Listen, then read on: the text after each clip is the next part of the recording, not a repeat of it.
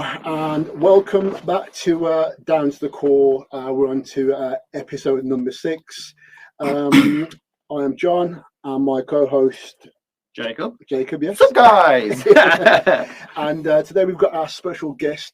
We've got the super talented Tom Russell. How you doing, mate? Not too bad, thank you. Good.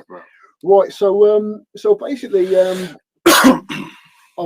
saw, obviously, like me and Tom have like known each other like for many years now. Obviously, like I saw Tom in his gym a couple of years before Christmas, and like and like as we were talking, like he was. Every time I speak to you, always give me some new gems about something because, like, you know, you've got the I think you've probably got one of the most interesting lives. Half of the people like, don't even know about it. Hence why I thought to myself, you know what, you'd be a great guest to have on. So, we originally started, like, obviously we trained at the same. Was from was it Fitness First? Was it or Pure Gym? I think it was. Yeah, from Pure. Yeah. So from Pure Gym. And then Exercise for Less. Exercise for Less, Pure Gym. So how many years ago was that then? About 10 years ago, 11 years ago. I'm guessing it might be, I think it might be even longer than that, you know, because I always reference things on the age of my son. Yeah. Because he's 17 now. So when I think he'd have been about 7. They're about, so it's been a good old while. So how you doing anyway, Tom? Yeah, not too bad. Just obviously getting over illnesses and things and trying to get back to where I need to be. That time of year where everyone's picking up all the germs and everything else. Yeah. So is it like it interrupted with your general training much at all? Yeah, so I've not been able to train for like the last 6 weeks because I've had a bit of a cold and then it developed into COVID. So I've been unable to train again. It's mad to know when we hear like COVID, like I don't know about you, but when you hear people got COVID, you're like, is that still a thing? Yeah. So I times a bit at the gym, we're gonna go, oh, where's so and so? Oh, he's got COVID. Is that still a thing? Yeah. Is that still a thing? Like, your hair's getting really bad, you know. Where's your mask, Tom? Where's your mask? Yeah. How are you feeling? Are you feeling better now, bro? Gradually, day by day, but it's very slowly. Every morning I'm coughing a little bit less, but it's still like something stuck on my chest. Unfortunately, it just seems to be one of them things that really affects me.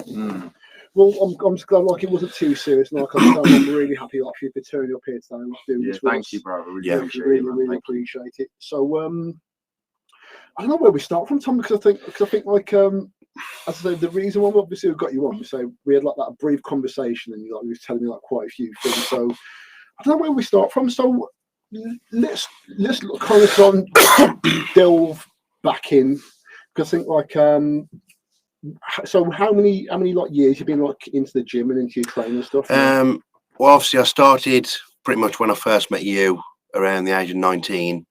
Then got into the bodybuilding around the age of 21, and then started competing around 22.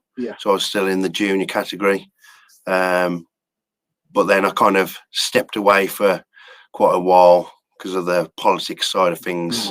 And then I eventually decided to come back when I was about 25, 26, which was the year we went into COVID. So I got ready for a show, but never got to compete because of COVID.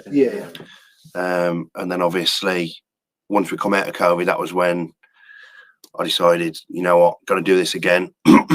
And got ready for a show and brought something that I was proud to bring. And then obviously it was a snowball effect then of things that just went wrong. Yeah, because I think when the first time when I remember you like starting to do compete, was Nabby your first? Yeah, Nabba was my first one. Yeah. So I remember you like getting into like to do the Nabba, and like it's only when we talk now I kind of can't believe like how young you was, or like how early you started. But like so how did you get on with like the have you been finding with the bodybuilding and like the competition and that kind of stuff, or that side of it all? Obviously I enjoy the training. I never really gelled too well with the dieting, but I always followed what you saw online, what you were supposed to do, and it just didn't ever work for me. and I never got on well with it. I didn't like starving my body. Yeah. And then when the year went into COVID, I finally decided to take a different approach to it. Yeah. And I'd feed my body up and I'd just work hard.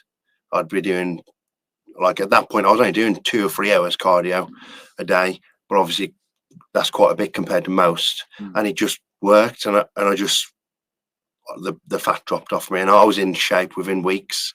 And then obviously I took the same approach the next time, and I brought something that was pretty spectacular. Yeah, because I do remember seeing you at Foundry. Yeah. And like you was in like real good shape. Yeah. And you was becoming real good shape. I think round about that time, like you said, like there was like some health issues or something at the time, but that you were still kind of like battling through. So at that point, I'd done one show. Look, I obviously looked great. I'd got an issue with my tooth, which I couldn't get looked at during COVID. Yeah.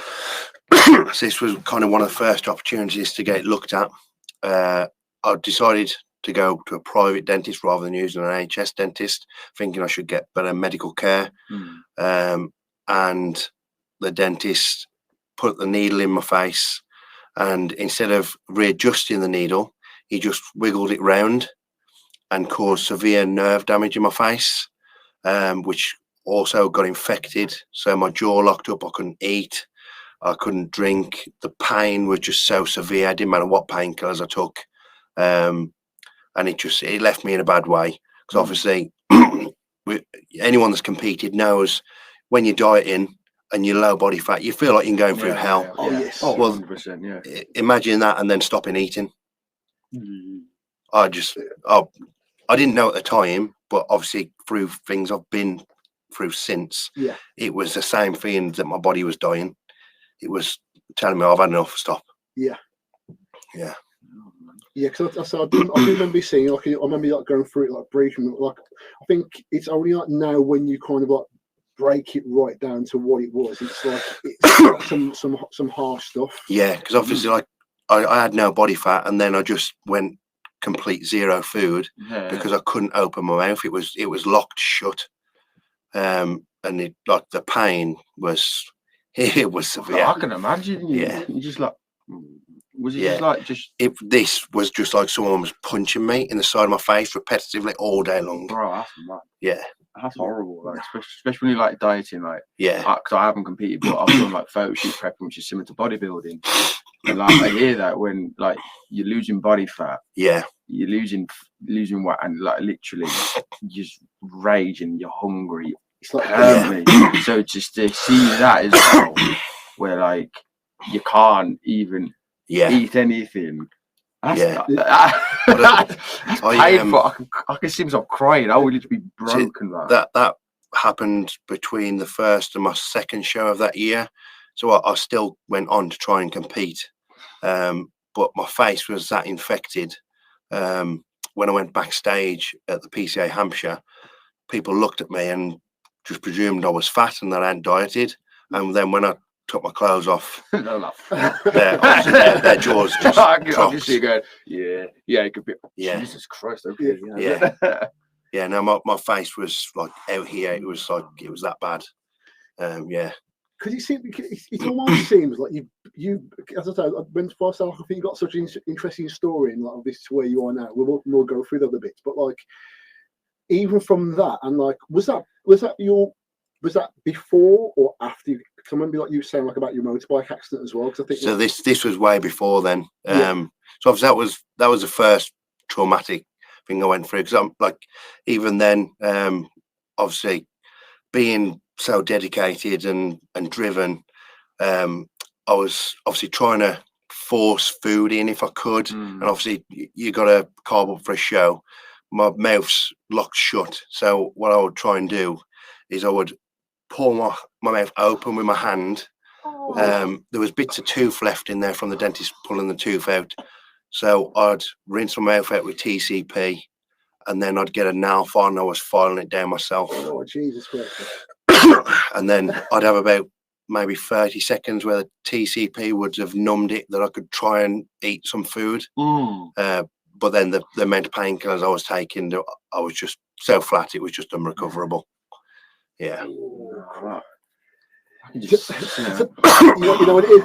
I can see it in my head. I'm like, no, because you know what it is. Like I get, like I get a bit squeamish when I hear stuff like that. But I remember, like obviously, you telling me about the filing stuff before. I remember still making that kind of face and that kind of cringe. Like, Jesus Christ! I was like, you're going through the wars. That is a war. That's a war zone, bro. That's mad. Yeah. And like, and as I say, you can still here telling the story. So like obviously we'll spin back around to like obviously like to make that bit like later on, but like so when you say you've done like you're competing, like obviously like you've gone through like the issues of obviously some of the health issues, and like we'll fast forward to like where we are now. So like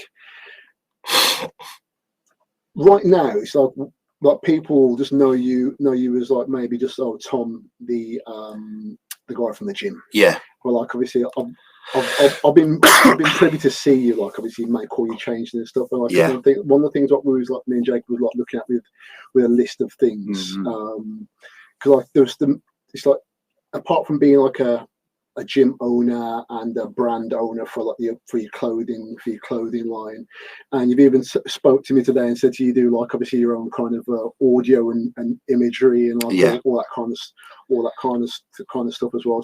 So where do you get like all this motivation? Where do you get this drive from? I'd rather rely on myself than rely on someone else, because I can't let myself down, whereas I can't trust someone else not to let me down. So if I can do it myself, I'd much rather do it myself, because I've been let down so many times with different things. Like, you pay for a service, it never prevails, and then the money's gone. It's like, well, I might as well have just gone and learned and done it myself, and then I'll be quids in then. So that's why I just try and do something myself if I can. I think there was Jake has got a question to ask which kind of blew my mind as well, because like you keep on giving us just like gems of stuff, and I'm like, I never knew that.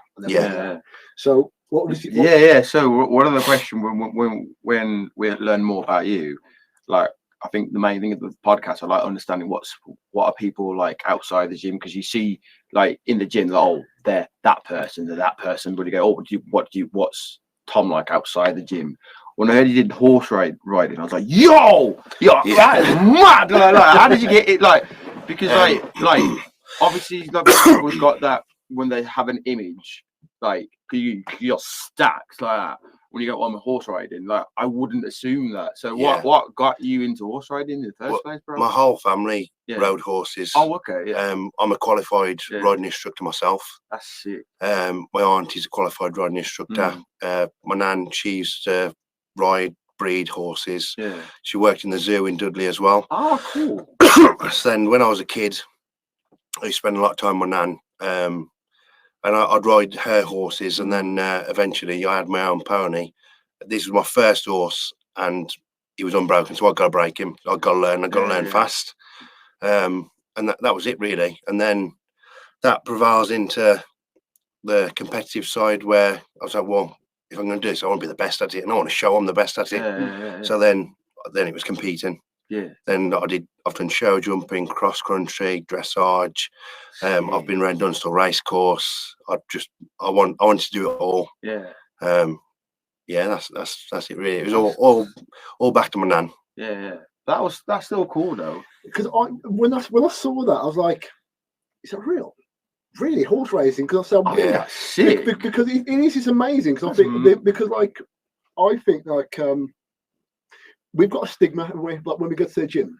Like it's almost like people just don't think that we've got like any other brains for anything else apart from lifting weights and like just lifting weights and just grunting and looking big. But that really kind of surprised me. It's mad. Did you that for long or many years? Or? I did that. I think I started riding from about the age of 7. And I sold my final horse around 17. And then that was when I moved into my line of work, when I was a farrier and a blacksmith. But I continued riding because I used to ride at the gallops with my friends and with other trainers, so I could still ride. And that probably stopped around the age of 19, 20, just as I was about to start the gym, really. So I don't know what's a farrier. So you train as a blacksmith, and once you're qualified as a blacksmith, you then train as a farrier, where you learn to put shoes on horses, make horseshoes. So you're the guy like who wears like the apron things and he has the horse back to front. Let's take all this. Yeah, I have to wear chaps. Yeah. Oh, that's cool. Wow. Yeah, but once I started the gym, that I give that up. I had enough of that. I'd done that from 16 until 21, and I decided I had enough at that point. Because I've got to say you're the first and only person. Because like I think I've met like a lot of people who do a lot of stuff. Yeah. And now you're the first and only person I've ever met who's done anything like that. That's amazing, bro. That's very good. Yeah, and like obviously like for in and this is also for the area that we're at. And this is one of the reasons why I wanted to do the podcast, is just like to showcase to people that like, you know what, there's people with like lots of different skills that you don't even really know about. I had enough of working with horses, because obviously I used to ride them so much. Then I wanted to work them because I loved horses. But then because I was working with them, I'm with them all day long, and obviously not everyone would teach their horses the manners that I would teach mine. So you're dealing with naughty horses. And by the end of it, I was like, I've had enough of this. I don't want to see another horse again. So that was when I moved away. That's cool. So you stopped doing naughty horses, now doing naughty clients, customers and clients. Yeah. Just can't whip these ones, can you? No, unfortunately not. Even Tom's thinking, you know, I'm giving you 50 whip, put your 50 whip away. Horses are better disciplined than you. Jesus Christ. No, man. Would you ever go back? Would you ever like go back to like? No, I'd never go back to that. Just done and stuff. No, I'm done with that. I'd never go back to it. I've got friends that still do it. But it's not for me. No, that's cool. No. I don't want to work in the cold anymore. No, so I've got eczema. Oh yeah, I've got eczema too. Yeah. When I used to work out in the cold in the winter, because I used to live in Wales and work in Wales. So obviously it'd be like -10 sometimes. You'd pull horses out of the field completely covered in mud, and you'd have to put your bare hands in it, and my skin would split down to the bone. And it'd be severely painful. Yeah, no, I've had eczema. Well, I've got eczema. Like I had it on my face when I was little, on my feet, and I still have like the scars. Under my armpit, like just where my elbows are. So like I can remember like every day, like clockwork, Mum's like moisturize. So I literally wake up and just slap to moisturizing ointment, and I'm like E45 moisturizing ointment every day. So it's like when moisturizing now, it's just like my routine. Now I just wake up and I don't do that one of those. No, I literally just slap it on. Completely covered. But I hear that, especially like I remember just going on for walks and like in like the cold air, and you're like that all sweat, especially when it was hot as well. It's just like stuck on you. So when you sort of take a t-shirt off and you're like, oh man, it's like itching and irritating. And the worst thing is I hate when they go, don't scratch, and you're like, you don't know the pain. I mean, do you still get it now? Always. I get it every now and again. It flares up a little bit when I'm prepping. I don't know why that is. My lips always get really dry and sore when I'm prepping as well. But generally speaking, I tend to avoid it now. So hence why it's like a no-go for the outdoor. I avoid the outdoors really now. Too hot, too cold. I get that's mad. What was the other thing you was asking about the transit? So the next question was like, from all that discipline you learned from from your trade, from the horse riding to the blacksmithing, was there any like parallels you picked, any like transferable skills you learned from that industry into like running your own gym, running in your own clothing line? Like, was there any parallels? I learned this, how to do it. Not really. I'd say it just comes from a good work ethic, really, which I'd dedicate that to my dad.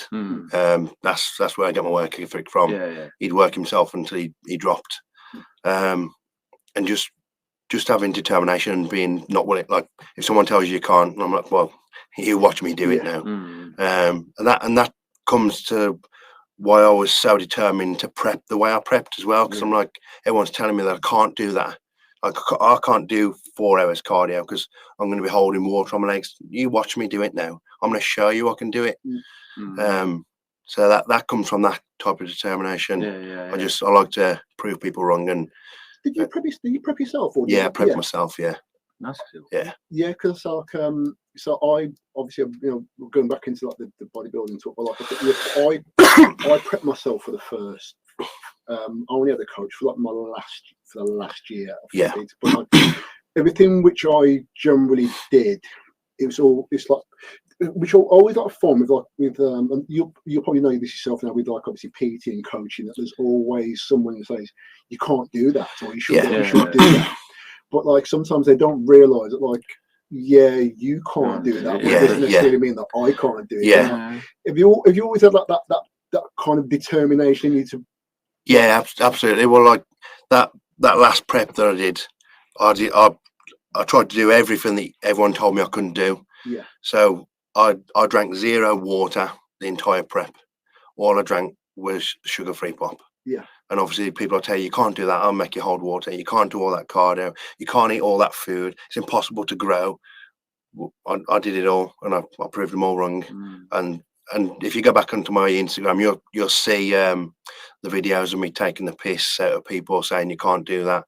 Obviously they're eating their egg whites, and there was me eating burger and chips like a week out from the show and come in better condition than most of them imagine they could ever get into. You kind of like knocked on something there, because like I've said this before, that like when it comes like to with like dieting and things with you, and like like even like the average person, like lifestyle to competitive, it's not a one size fits all. No, absolutely not. No. And when people say you shouldn't eat that or you shouldn't drink or you shouldn't do that, it may make sense to them. But like, and then like if you say no, it's almost like now you're the enemy. Now saying, well, what's he know? What's he know? And you're like, it worked for me. It's just it may not work for you. So I think this is probably where like sometimes I'll get a gripe. Not a gripe, like it doesn't bother me so much now. I just see things like even on social, people say you shouldn't be drinking this, you shouldn't be eating this.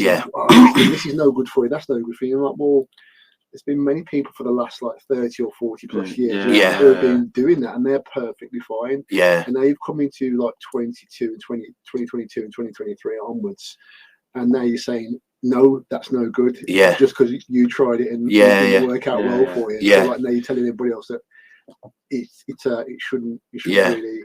Well, you see the things about sugar-free pop online about how bad it is, and aspartame's like the main one that you see, and it really riles me when I see that go up online, because I'm like, most people drink maybe 1 or 2 cans a day.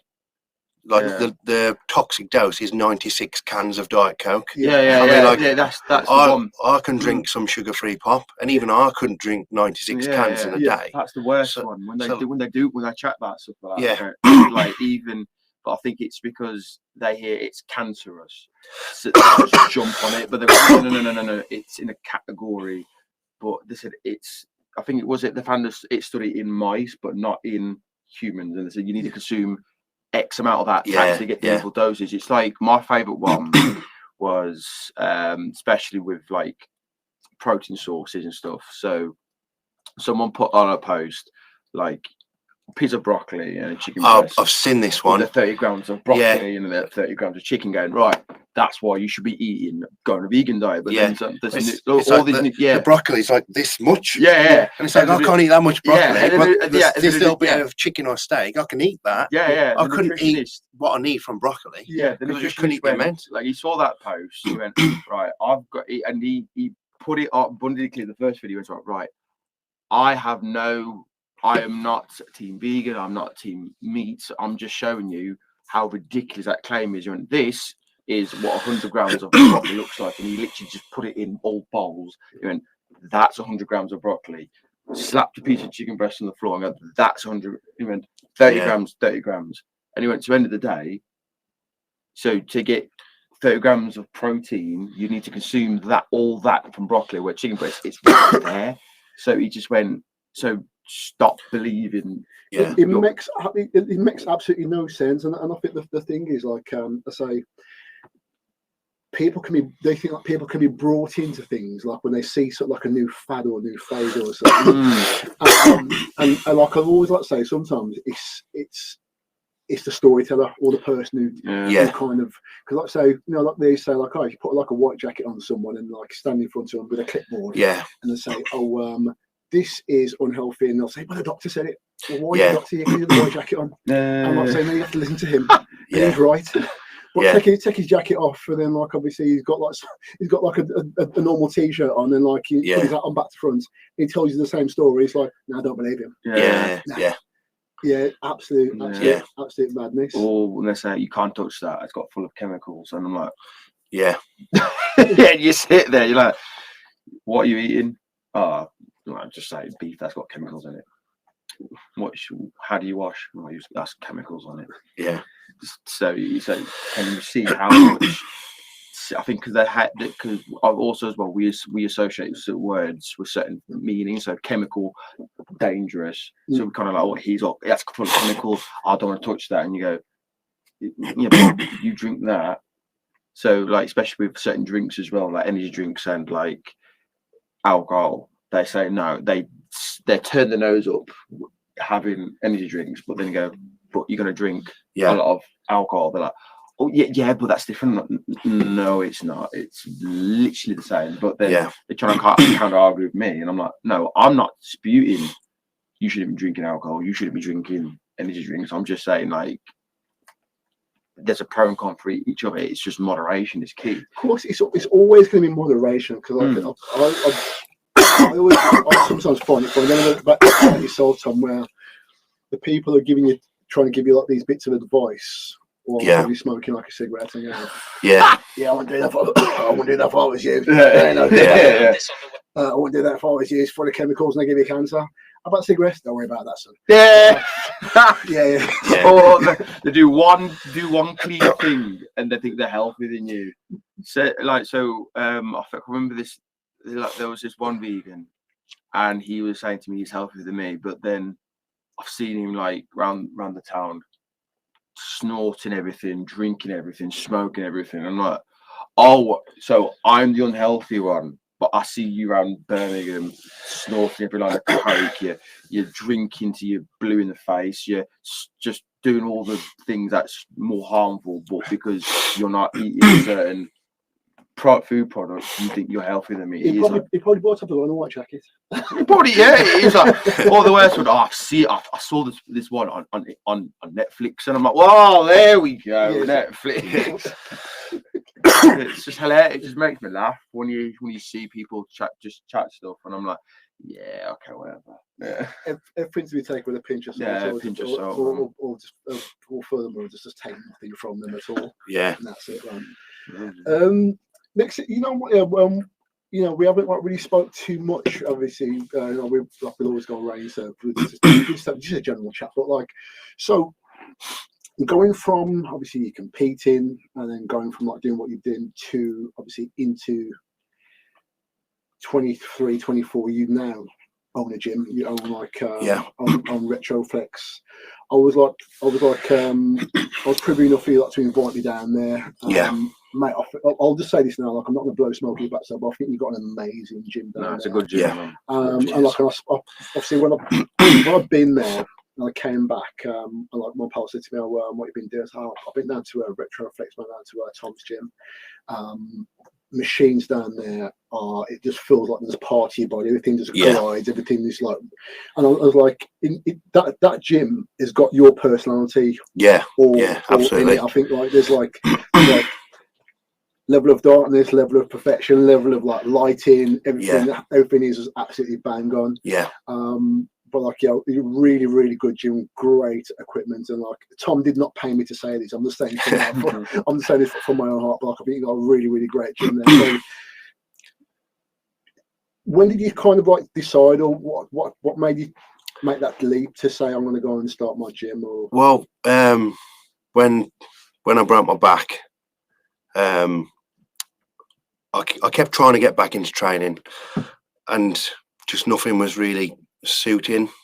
When I was trying to train, I was just in so much pain. So I remember hopping about 3 or 4 different gyms, trying to work one body part here, one body part there, and I was just struggling so much. It wasn't viable. Obviously, the cost on like 4 or 5 different gym memberships as well. Yeah.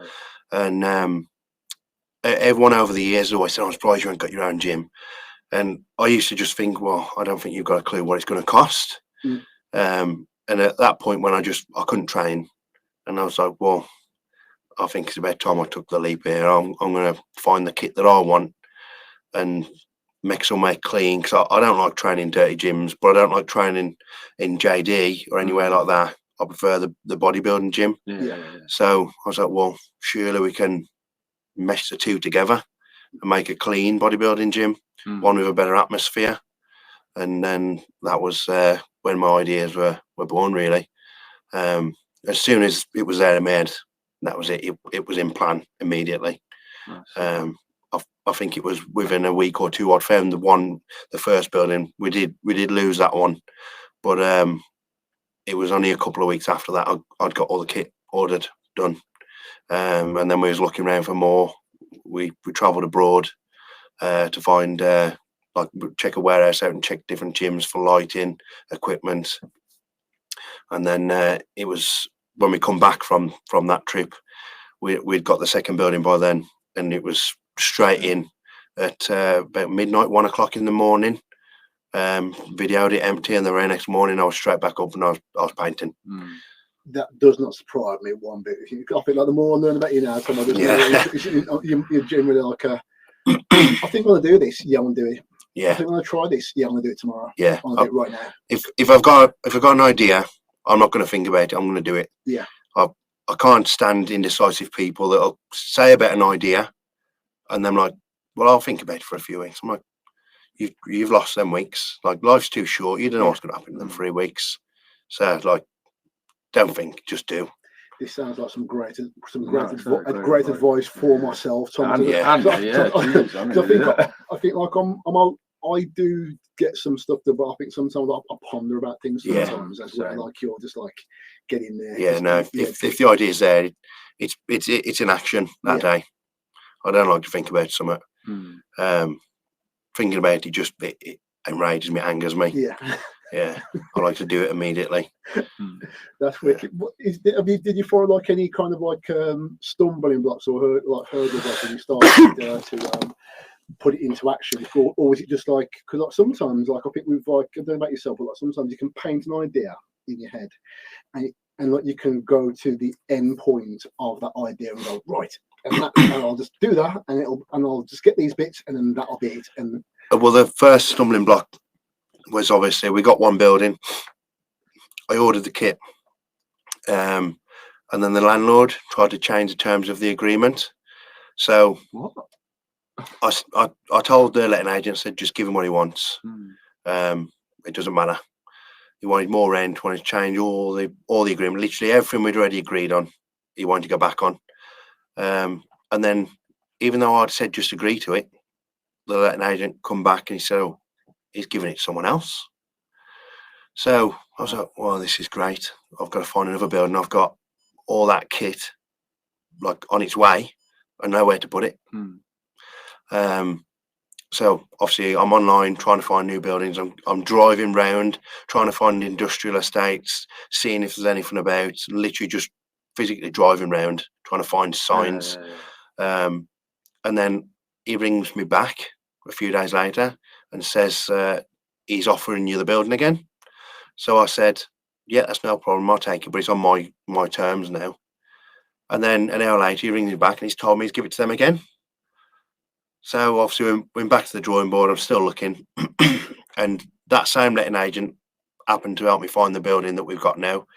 And it just comes that the people that other landlord put in they only stayed there 2 or 3 months and left. So he's ended up with an unrented building for like a year or two now anyway. So it serves him right, really, because he would have had the guaranteed rent for at least 10 years. But like I always say that like this, sometimes like when things don't happen, I don't think it's a bad thing. I know if something doesn't work out, I'm like, it ain't bad. It just means that like he's being directed somewhere else. Yeah. Would you believe that yourself? At points, no. But then other points, obviously I'm really happy with the building we got. But at the time when I've got all that kit sat there, all that money already invested, I'm like, what on earth could this be for? This don't make sense. So I didn't believe it at that point. But then obviously once you found the new building and I'm moving along again, it kind of sits okay with me at that point. Well, there's points when things happen, I'm like, I don't understand why this has happened. I don't know how this is helping my path, but yeah. But I suppose like it's all got you to where, like I suppose like to where you are now. Like I think like I was saying to my pal yesterday, I was like, there's an old saying, it's like sometimes when you never know you're in a hole until you kind of like look up. But sometimes like once you're in it, it's just like you just kind of just like deal with it there. Yeah. But like I say, like it seems to have like turned out okay for you. Yeah. At the moment. Yeah. So where's your where's your new gym, Tom? Because I say like obviously it's Fawns Road, just as you come into Lye on the left hand side. It's the old Lye Hire building. Okay. Because that used to be a gym over the road there. Is it Ilios? That's it, Ilios. Yeah. Okay, so if anybody's listening to this is like local to us, like in like our Dudley area. So that's on the Lye, on the Fawns Road. It's opposite the primary school. Okay. Opposite the Fawns Primary School. Fawns Primary School. Yeah. Because I'm gonna have to pop down there again soon. Not the school or the gym.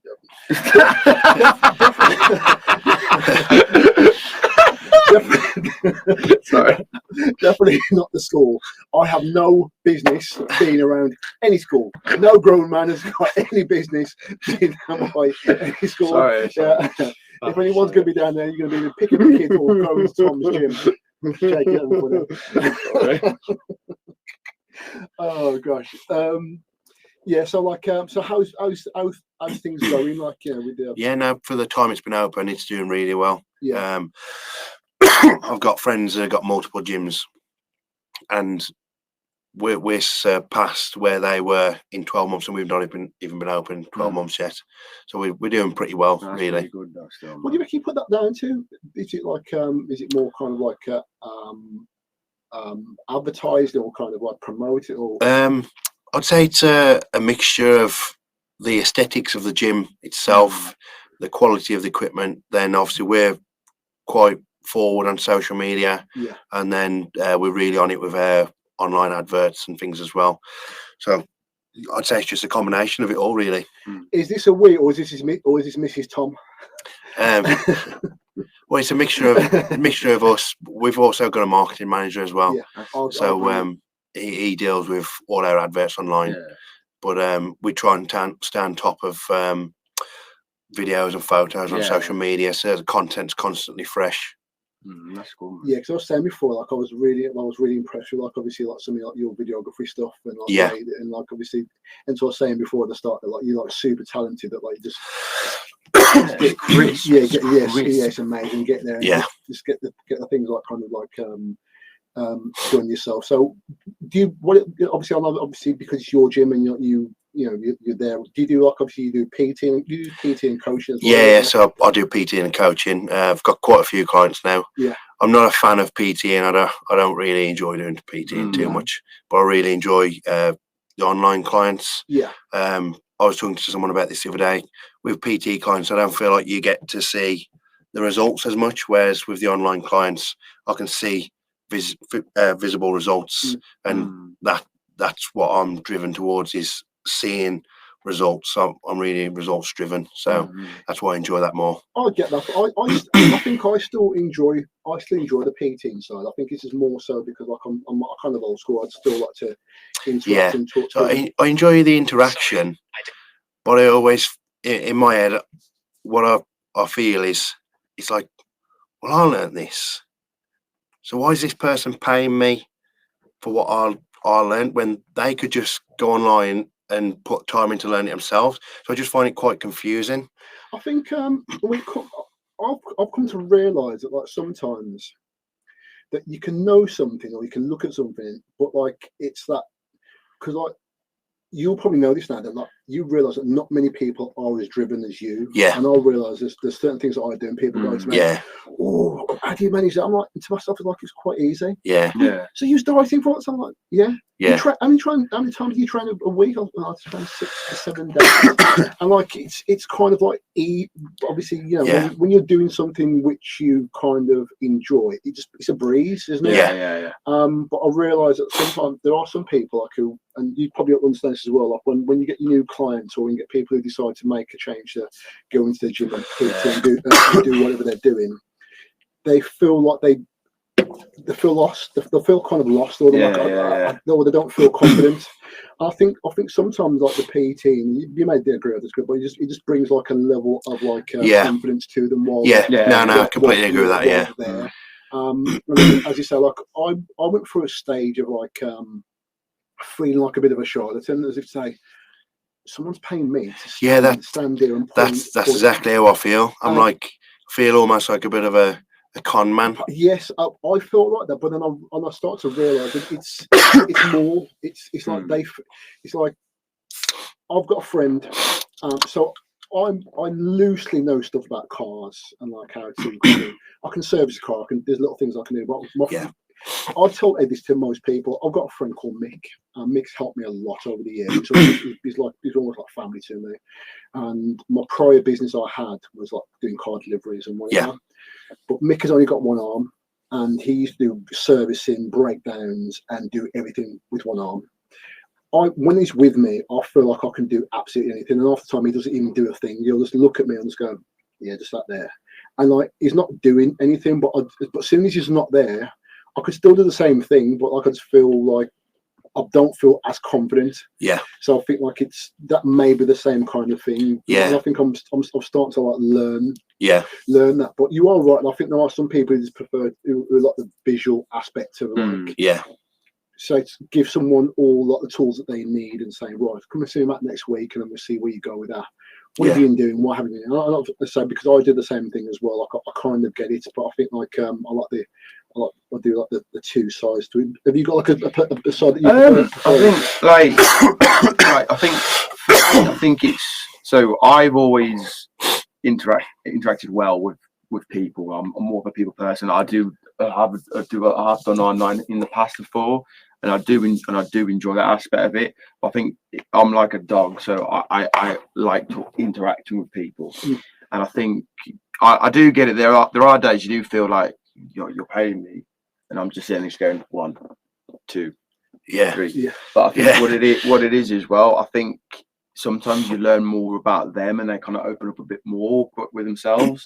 So when they're with you, you learn more about them, so you can go, okay, I've got a better way to engage and how I can push you more, I can drive you more. That's how I've learned with my clients. So I think by just seeing them how they talk, and you just watch their body language when they're like, oh, I'm not too sure about this. I'm like, okay, why are you not sure about this? And they go. So I think one of my favorite examples, 2 of my clients, we got it on the seated leg curl, and you can see all of them, the faces of like they're sort of the fear of God, and I'm like, oh, I don't want to do that. I'm like, why do you want to do that? Like, I just don't like it. And I'm like, no, there's a reason why you don't like things. You just don't wake up one morning and don't like that. There is a pinpoint where you don't like doing it, and 9 times out of 10 it was, I don't know how to use it. And I'm like, we've been through this before. Like, well, what is it? I forgot how to set the mechanics, and it just looks all scary. So you just get right, just put him in, and like, so I did it in front of them. And I think what kind of worked is like you shout it out. So obviously, body wise, everyone's levers are just different. So some people are short, some people are smaller. So you got to adjust the cables to what's best suited for you. So what I used to do, what I've done now, which works for them now, where I shout or like point and call out what the numbers of the settings are. So I'm like, Richard, your seating is 5, your legs is at 7.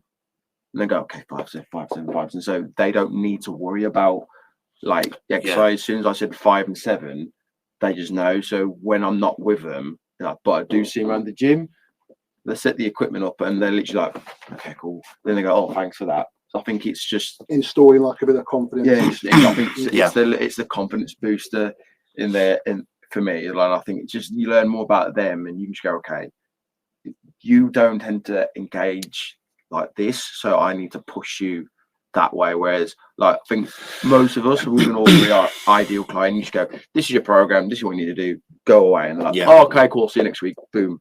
Don't need to worry about it. You got like 1 or 2 messages going, how's everything? But obviously you will have those clients where they will kind of still want you to just to hold their hand a lot and go, right, where am I going now? You go, you're going there.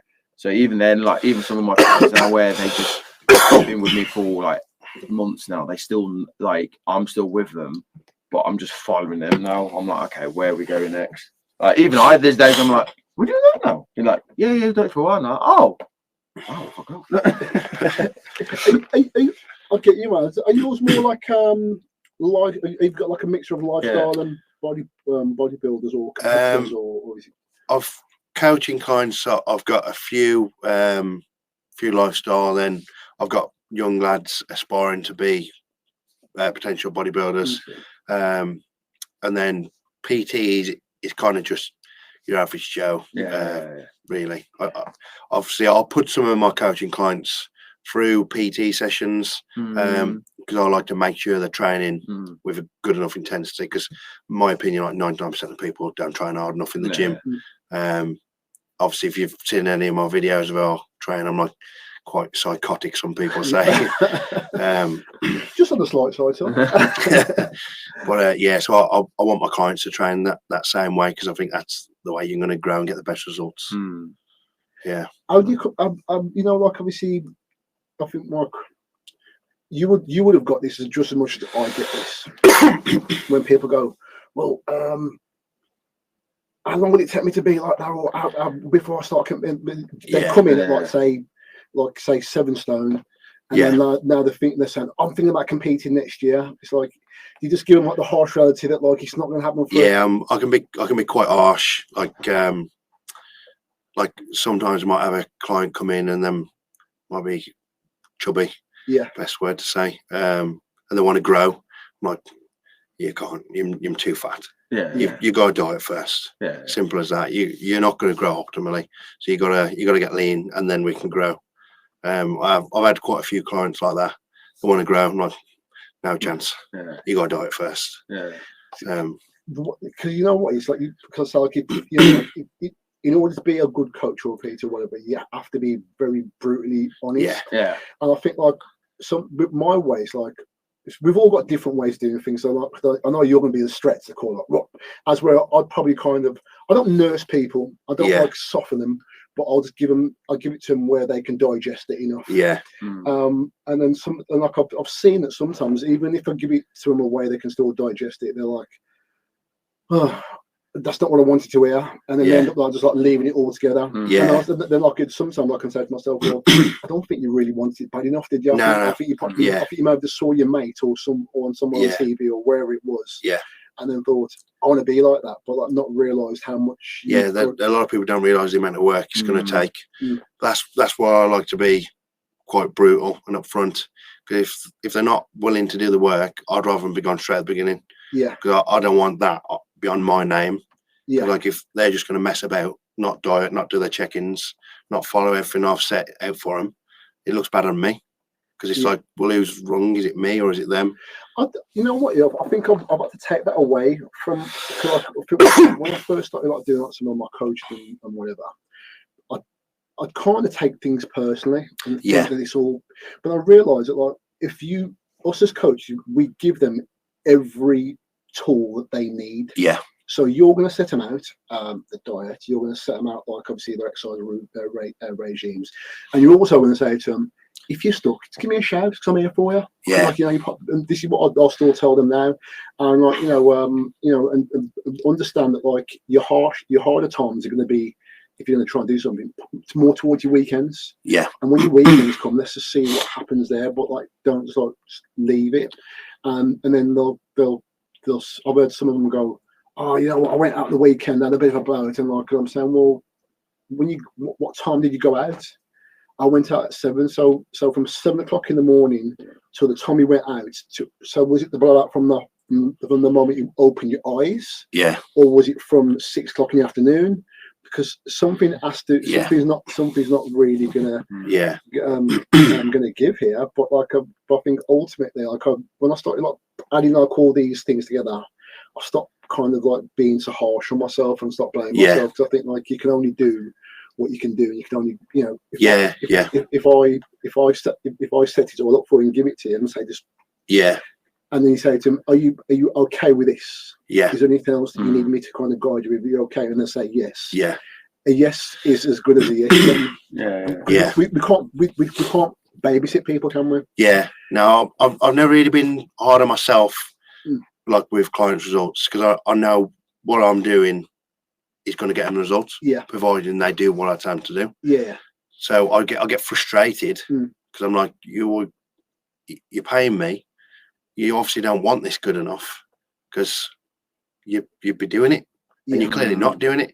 And some of them think that you don't know when they've been and cheated, and I'm like, I can see it. Like you can see it. Yeah, you can see it. And I'll like obviously because a lot of clients will come to the gym, and I'll be like, "You've cheated on your diet," and they're like, "No."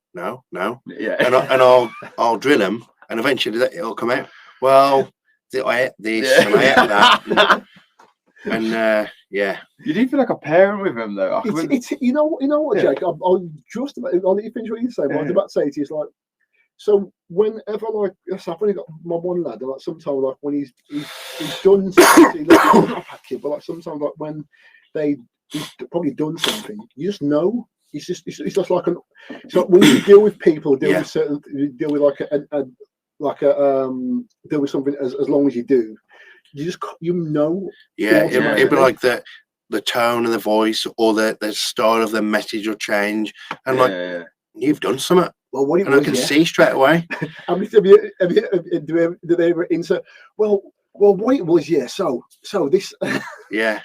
No, yeah. So I can remember. So one of my clients, she's has obsession with cake. Like she just finds any reason to have cake, and I'm like, you don't need cake.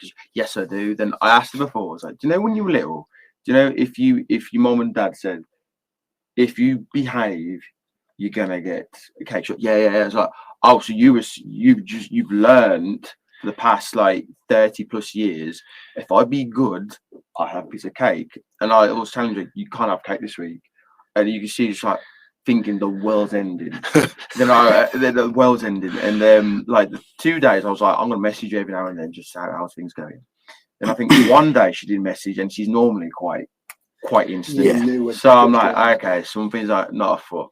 And I had an evening client, and I think she didn't realise I was in the evening because she went for a class. And like she was all, because I just finished, I was just chatting in the reception, and I was like, so how you getting on, Danny? And she's like, I'm fine. You always know that. You bet a piece of cake, haven't you? Yeah, and I'm like, you had a cake, haven't you? She's like, no.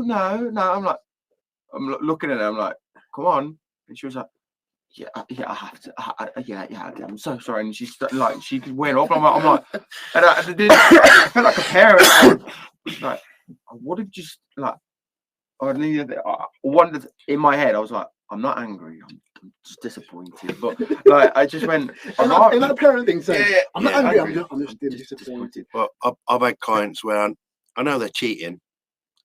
So I'll make them send me a picture of every single thing that they put in their mouth. No, that's good. Yeah. Whether it's a drink or food, they have to send me a picture, like every day for like a week, and then I'm like, okay, then we'll do it again this week as well. Yeah, because I think because you know what it is. There's always like when you're a kid, you always like trying to like get around things. So you kind of go, well, if they need to see this, I'll just do it there. But like the scales will tell you any difference, and obviously body composition will tell you like different anyway. Well, me and Lexi, she had the female and I had the male of a couple. Yeah. And I'd hear something from him and she'd hear something from her. And you'd be like, well, he ain't told me that. And he ain't told me this. So I get the chicken. I'm like, should have lost more weight than that. What about the McDonald's? What McDonald's? The one that you had with your missus 2 days ago? I should know that. I didn't eat nothing. I just went there. I just went there to smell the food. Yeah. It's like, yeah. I think my favourite one as well is when the stigma was trainers, that they think if you had something cheating or cheating-ish, they think we're going to just crack the whip out and be like, right, run around and stuff. So I come with this one girl. I do sometimes. Yeah. What do you make them work it off? Make it work it off. Someone went for a cheat meal when they shouldn't have. Yeah. So I made him stay in the gym and do an extra hours cardio. But it's just funny when, like, so one of my old clients, Leanne, I can remember, was like, how's your weekend? And she's like, that diet's gone to pot. And I'm like, whoa, what's going on? Why it's gone to pot? She goes, I had a Chinese. And I went, and her eyes was like, you're not angry at me? I'm like, no, what did you have? She was like, then obviously you're trying to break it down into how we can make it better for next time. And she was like, yeah, because I think all this stuff, as I say, like all this stuff you learn as you go along. That, like, if you've dieted for and you've done something well for a long length of time, one meal is not going to knock it completely out. But when you do it, but like obviously, if you keep on adding that in every week. Yeah, it's definitely a bad one. It's portion control for a lot of people as well. Yeah. So I'll try and give options of like what clients can go and have, because I find if you don't, like they could go to a all-you-can-eat buffet and consume the entire thing, and then give a pudding afterwards, and it's like you just ate 20,000 calories in one sitting. That's no good. That's going to set us back. Of course it is. And I think the thing as well is, like I say to people, like, you have to be realistic that somewhere along the line you're going to get invited to a wedding or a birthday party, or whatever, and you can't avoid them for the rest of your life. Yeah. If your genuine aim is like to get down, it's not that party which is going to ruin anything. It's all those little biscuits and the way you wake up and you have like you have a milkshake in the morning, and you have like another biscuit, and you kind of like skipping all the empty calories that you whack in. So like you're almost like they don't want to talk about those bits because it wasn't that. It was the fact that I went to a birthday party in the week, and so it wasn't the whole entire week of me kind of shoveling sugar. It was that one piece of cake. I know that specific piece. It was the last bit that I went, I think that's happened so many times. Like my godfather, he wanted me to help him, and I helped him out for a bit, and he was chatting about that, and he was like, "No, I've been good this week. I was like, "Well, clearly you haven't." He's like, "No, it was that Indian yesterday." I'm like, "No, it wasn't." And I was like, I'm looking at your food diary now, and you've got like a full fat Starbucks large milk with like all the trimmings. You've got this Burger King, you've got that, you've got 2 pieces of cake. No, it's not that. It's the Indian. And you're like, no, you can't. No. And but then he'll argue with you because he thinks, he's like, no, it's because of this. I'm like, no, it's not because of that. And then you can hear him going, yeah, you got it right. It's because of what about the week prior. I'm like, yeah, there you go. Then like he's not a big fan of cardio. And like he just started like walking. I was like, right, I bumped your steps for an hour. You got to do like a 2 hour walk in one day. 2 hour walk in one day. It's like, yeah, you got to do it. And I went, you live down in Cornwall. I know where you live. It is a lot. Like you've got lovely views. Yeah. Go out for a walk. and like then he just FaceTimes me, and it's like, but look if it. I didn't realize it was pissing down rain down there. So he's covered in like rain, and he's like, I hope you're proud of me. I'm like, I am. Don't do the Indian again. And he just went, yeah, I'm sorry. God.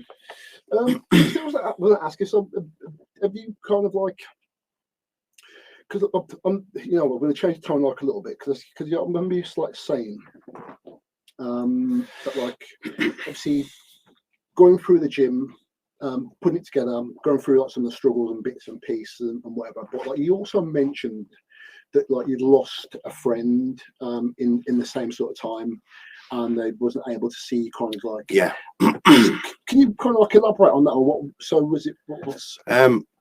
This was my friend from when I started the gym, pretty much, and as we was building the gym, and really spoke to him a great deal in the time just before his death because of his partner. Yeah. We didn't get on, and he killed himself, so he never got to see the gym. Wow. Yeah. Because like, you know, I think like over like the last like couple of, you know, like couple of like weeks, and like we said just before Christmas, I've been hearing like a lot of people like either like taking their lives and like going through some like real like dark times. And one of my sayings is like sometimes like in the gym, people think because like we look a certain way that we're all great, but like I'll go as far to say that like some of the most like people who go through some of the darkest times are in the gym. Yeah. Would you agree? Yeah, definitely. So how do you make you feel, Tom? Like obviously, you know, it was. Well, he tried killing himself a few times, and I'd always been there for him. Yeah. And obviously this time I wasn't. So it's like I kind of let him down, but it obviously wasn't my fault. I couldn't do anything to stop it. Yeah. It's just sad that he never got to see the gym really. And then I've been seeing it more and more recently, and like sometimes even when like I've not, it's been like a lot within males, and I've known someone like recently who's female who's taken their life, and like when I say to people, I'm like, yeah, sometimes like that going to the gym and like obviously being in that environment, you don't realize how much of a therapy it actually is. Yeah. Because I'd always accredit it for keeping my head in the most sanest place it can be. Yeah. Being in, so like I don't do it. No, anybody knows me. I don't do hour gym sessions. It's always up to about say 2. Yeah. To say sometimes 2 hours or even longer. Don't be wrong. Yeah. Like I am chatting in between. Yeah. No, Jacob's laughing going. Yeah. I do that myself, mate. But like, yeah, it was like I don't think people realising how much of an important thing it is. Yeah. And like even obviously like you creating them, getting your own gym together, like how much of a service like you're actually doing. So it's not just about like people going there to get ripped and get big. Yeah. It's like people who are going in there. So I'm sure like obviously while you're in the gym you're gonna hear people like telling stories and we hear all kinds of stories in the gym. You know, we'll have people at the desk talking longer than they were training. So it is like a therapy and an outlet for a lot of people. So all the people that work for us would say like next year you're having conversations with people because this might be their only opportunity to have a conversation. Like if someone works at home and then they come to the gym and then they're going to go home again, if you aren't talking to them, who are they going to talk to?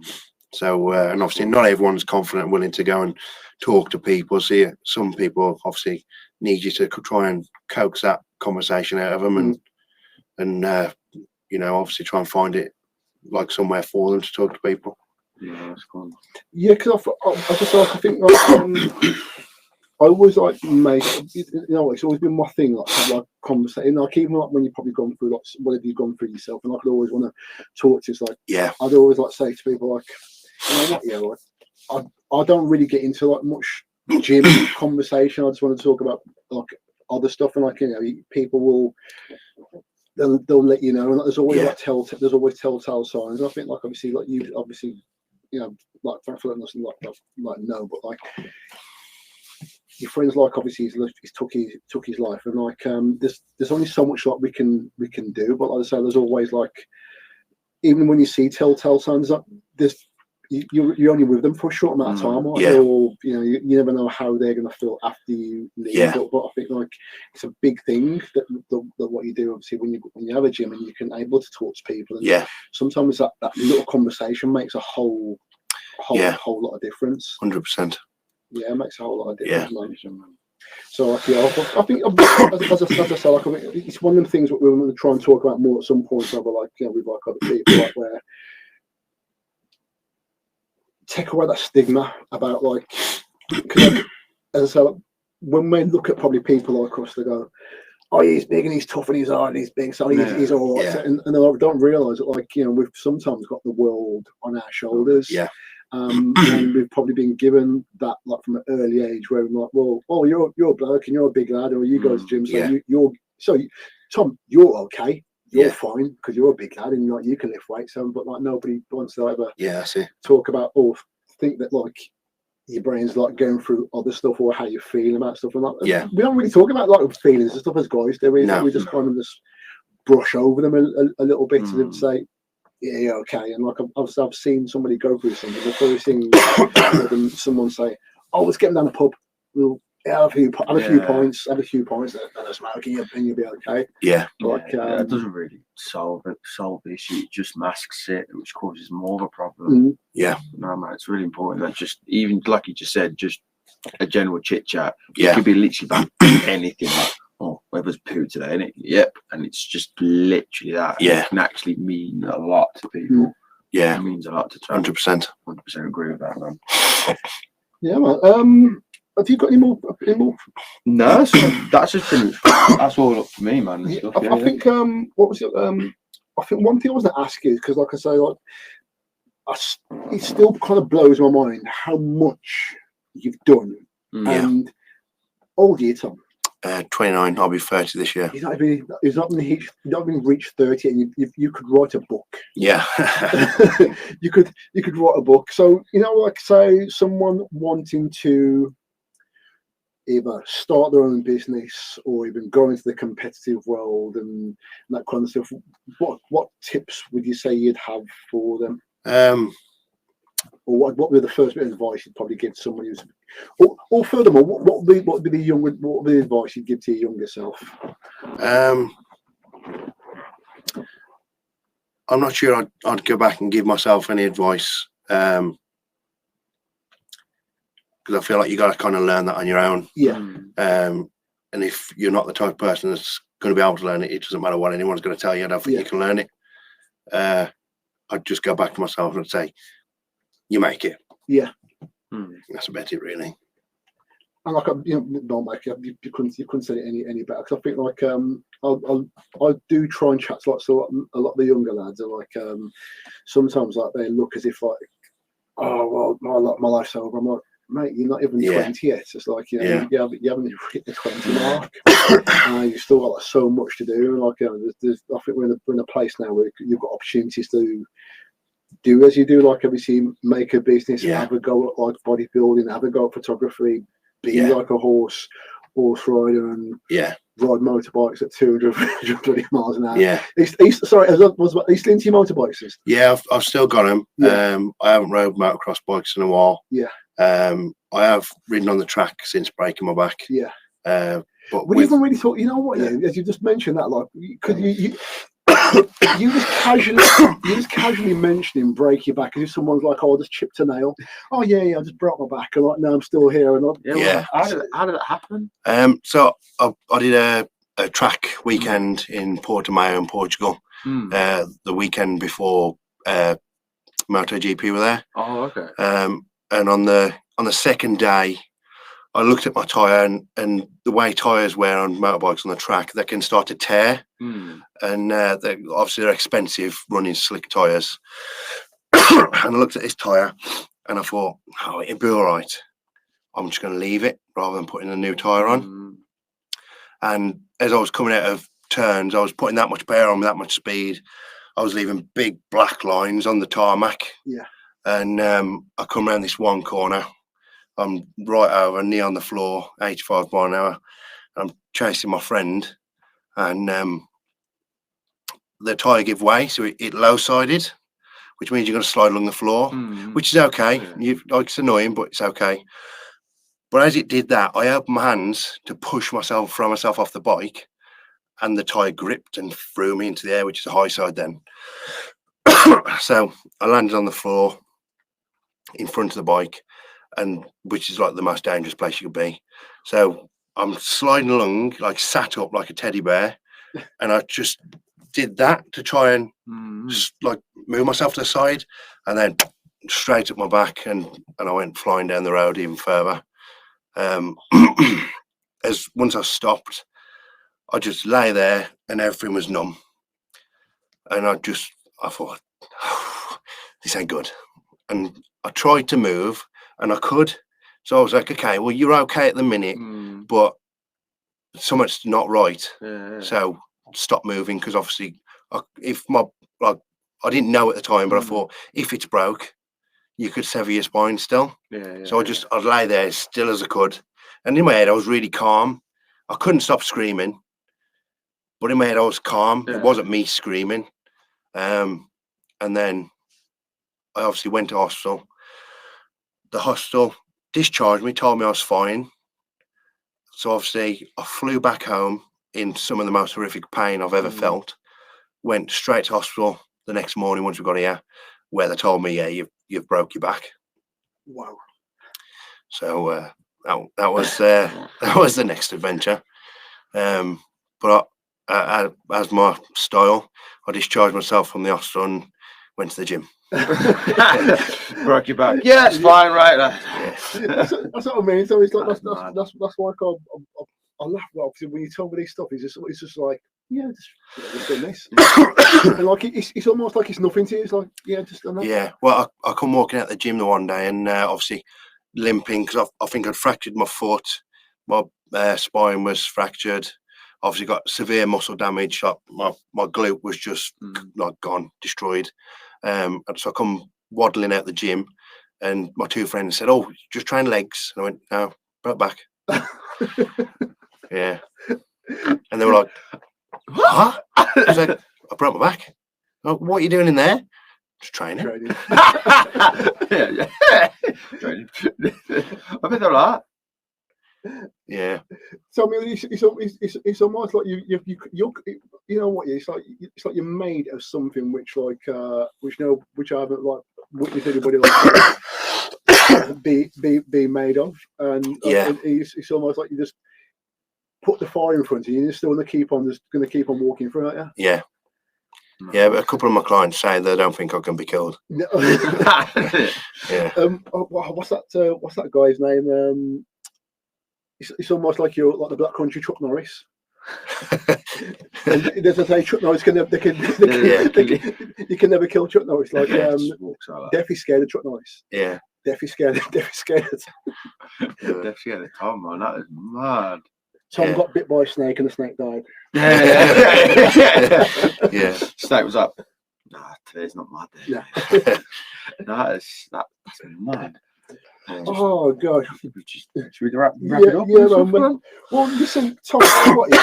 I'm so glad that you're coming down. I'm really happy. Like, we spoke with. You've told us some more insights about yourself and everything. And as I say, like, as much as I've like knowing you, that I've learned more about you within these last couple of weeks than I did before. Like, so it's always interesting. It's what's going to be more interesting to know what your next plan is, because I'm guessing someone like yourself is never satisfied with just going. No, we've got another couple of business ideas that'll potentially be put into play soon, and then obviously expanding gyms. Yeah. So there's a lot of ideas in the works, and still with your clothing line. I feel what it feels like because there's so much to talk about you, but like you didn't talk about so much about your clothing line as well. It's just one of many businesses that we're constantly pushing. Yeah. But as I say, we're moving on to new things all the time. We've got some things potentially going on with gym equipment manufacturing as well. So that'll be something potentially coming in the future. So there's lots of plans there. So what's your clothing line called again? New Generation Fitness. New Generation Fitness. Yeah. And just one more thing. So if anybody needs to find you or see, if anybody wants to find the amazing Iron Man Tom, Where can they find you, bro? See, you can find my Instagram, the.honest_coach. Yeah. My clothing is New Generation Fitness, or the gym is Retroflex Gym. Retroflex Gym. Excellent. And then obviously when we get Tom back on again, he'll tell us about the other 7 businesses that he's created. Yeah, I'd love to have you back. Yeah. Well, I've just set up another gym within the next like 6 months. Yeah. And you'll just go, just set up another 6 business. Yeah, but I'm doing this as well. So just so casually. Yeah. Love it. I like that, man. Yeah. But right then, guys. Listen, we're going to wrap it up here. Tom, thank you once again. Cheers, man. Thank you. You're welcome. Yeah. and guys, until next time. Peace from me. See you later. Bye.